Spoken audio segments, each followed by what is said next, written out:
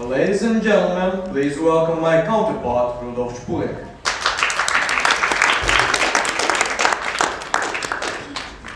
Ladies and gentlemen, please meet Boris Gореslawski. As for today, we'd like to tell you about the newly presented Apple Card. Alright, by a show of hands, how many of you all have ever heard of Apple Card? Perfect. And now, please raise your hands those who think that it is a breakthrough in the sphere of banking. We'll ask you the same question at the end of our speech. To start the ball rolling, on the 25th of March, Apple announced its first ever credit card. The card was created in association with MasterCard and Goldman Sachs, where Goldman functions as the card issuing bank and MasterCard connects its users to any establishment within its network. Now, let's look at the details of the card. Well, speaking of the card's main advantages, the first one to be mentioned is earning cash back. You earn 3% cash back on Apple services and purchases of Apple products made through the Apple Store. Outside of that, you get 2% cash back for all other purchases made with the card via Apple Pay. And if a business doesn't accept Apple Pay, then you'll get 1% cash back with the Titanium card. That's a simple cashback reward system. The good thing is that cashback is unlimited and you receive it each day. Despite earning cashback, the card has a bunch of features worth our attention, and the first one is Apple Card's mobile application. Your banking analytics at your fingertips. Suspicious looking activity on your bank account, a quick tap will show you the name of the establishment and its position in maps. Well, now a quick flashback for you. Imagine that you were ambitious university freshman. Do you remember what you did after your first finals?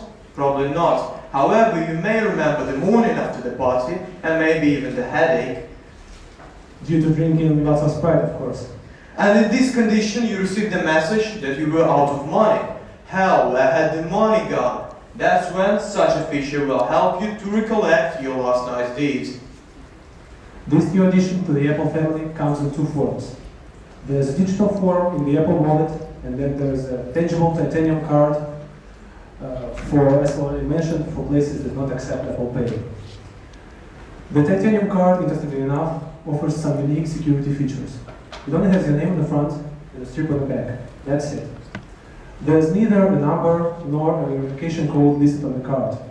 If you ever lose the card or start a tap at a bar, there's no need to worry about a stranger collecting sensitive information.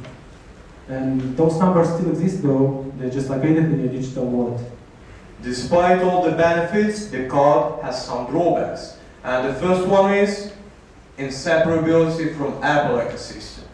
In fact, this card is tightly linked to an Apple ecosystem. That means that you cannot use it with your brand new Android devices. And as we all know, Apple devices are just a little bit too expensive. In fact, you can buy this in car instead of a new iPhone.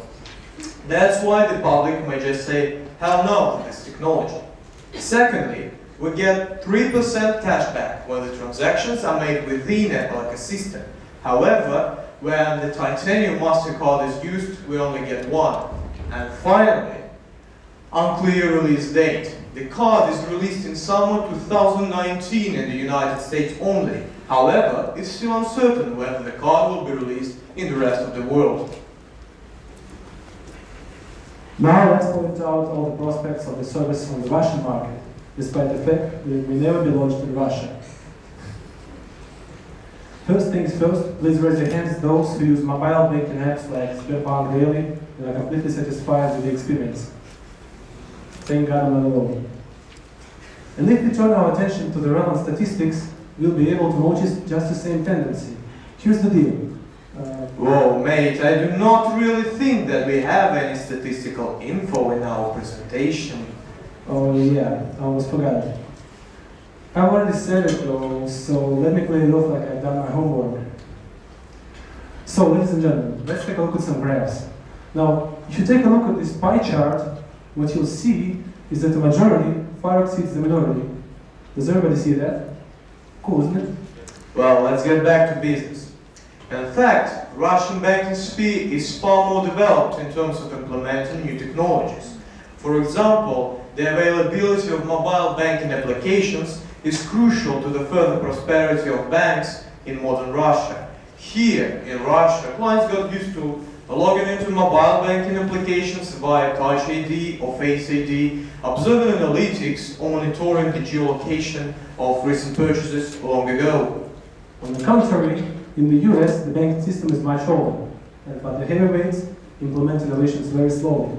That doesn't play into the hands at all, does it? Even SMS notifications appear there much later, not to mention internet banking.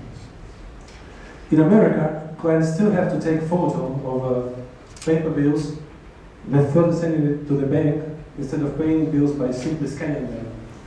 Pretty old-fashioned, isn't it? And that's why the card amazed the public so much during the official presentation. Speaking of the cashback, it's worth mentioning that it's provided by many banks here in Russia. For example, such a service is provided by Tinkoff Bank, and in fact you can get twice as much cashback as with Apple Card. What is more, many banks provide credit cards with no annual fee at all, such banks as Tinkoff Bank, Rocket Bank, Home Credit Bank, and so on. And finally, as far as Apple Pay is concerned, the service is widespread across Russia and is accepted in almost every shop, even in small ones. However, in the United States, many businesses are still unwilling to implement this technology, despite the fact that it was actually born in America. Well, I remember when I was traveling across Russia and I happened to be somewhere near Saratov, and it's not a story about Saratov.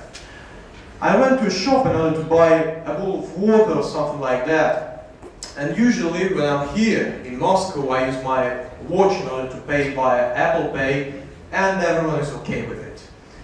Luckily, the shop had a terminal which accepted wireless payment. Oh, you should have seen the eyes of the cashier when she saw me paying with my watch. She surely thought that I was using some kind of black magic in order to rob their shop blind. And to sum up everything we've said earlier, in Russia we already have our own Apple Card. However, without an Apple logo on it. Certainly, Apple attracts with full confidentiality of purchases, as well as the titanium card without either a number or a CVV. But what we think is that it's more like a toy for hipsters than a must-have, especially in economic terms. And of course, there is one more thing. Remember when we asked you a question concerning your attitude towards the card at the beginning of our speech? Now, please, raise your hands those who still think that Apple Card is that type of technology that we really need in Russia. Nobody? However, it means that we have reached our goals actually, and now you know more. That's all for now, ladies and gentlemen. We sincerely thank you for your attention and hope that you enjoyed our presentation.